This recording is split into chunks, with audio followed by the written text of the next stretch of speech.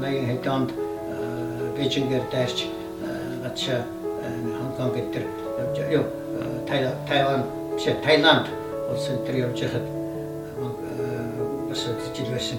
Tehit olur bir Beijing'in zarim hazırlar yapılvesin basıl kem basıl tarohan yatozudu tem emdril tem kotumuz da buna terik çok bundak doğru atıgezata merin terik temiliyim tevez. Those days it was a regional power, economically, geopolitically, etc. It was still a big country, but communication links in those days were more difficult, etc.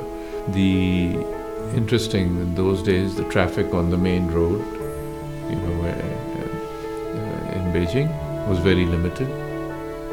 Mostly buses and a few private cars, and the taxis were mostly used by foreigners, and you had to pay with a special voucher which is available from the Friendship store, which you buy in dollars. And bus service was very prevalent, we saw. And the cars we saw were mostly embassies and government, because private cars were limited at that time.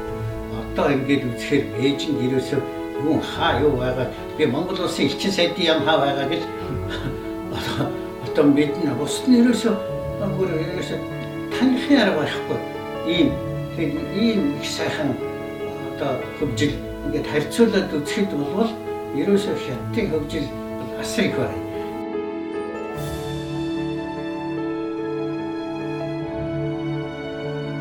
Oh my God, it's a different country from those years. It's a completely different country. Just walking around in Beijing, it's a different place altogether. I have never seen a region or a country transform itself so quickly from where they were to where they are today, which is all positive. And the standard of living, the quality of facilities, the connectivity, the roads, the infrastructure. Never before have so many people risen so far, so fast, on so many different dimensions. So this is actually amazing, and it's been a wonderful thing for China. It's been a wonderful thing for the world. According to the World Bank, less than 1% of the population is in absolute poverty.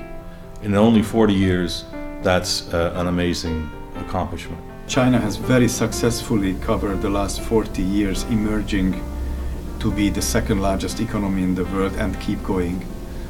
From the outside world and with a historic perspective, it looks like they are actually building China with socialist characteristics. You go back to 1978. Now your per capita income rose by more than 155 times in year 2018.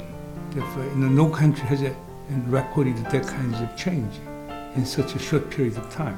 And also think about, China has virtually no, patent, okay, in 1978.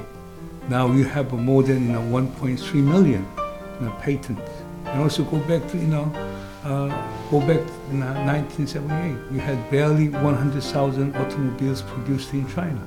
Now you have 29 million automobiles are being produced in China. Therefore, the change has been tremendous. And also China is what? Number one trading countries in the world. China is the country with the largest foreign reserve. All these kinds of indicate that the transformation has been phenomenal.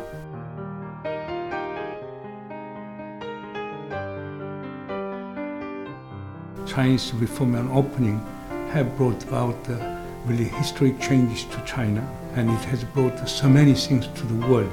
I would argue that the Chinese reform and opening has brought about a win-win outcome to China, to the region, and to the world. The global economy has changed everything.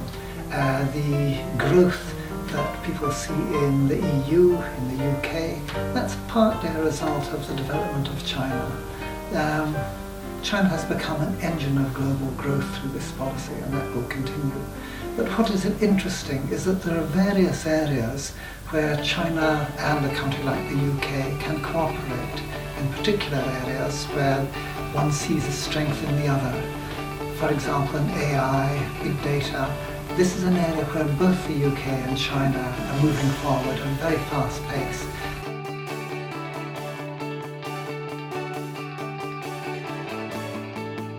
I think my feeling after this conference that China is ready to do the next round of reforms. Well, I hope that China will open up completely to foreign investment. I'm also hoping that China gets even more integrated into the global financial market, because I think these things are important. And of course, I'm always hoping that China, with the great power that China has become, also takes responsibility for the international and global institutions. China has very many very clever people who carefully build out strong strategies which have proved to be very successful over the last 40 years. What I can say is I see the restructuring project of the SOEs as a very interesting area. I'm certainly not going to advise China in relation to that, but I'm very keen to observe how China develops that policy. It still is a transformation taking place, work in progress. Better facilities, more expectations, which is not a bad thing. If people expect a better lifestyle and more facilities, they have to work harder, earn more to enjoy that. Well, that's what the world is. We are still just a middle-income country.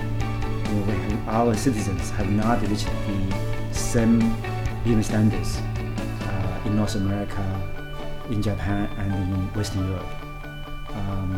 So we need to work harder. But Chinese people are very entrepreneurial, very hardworking, but we need just a better environment.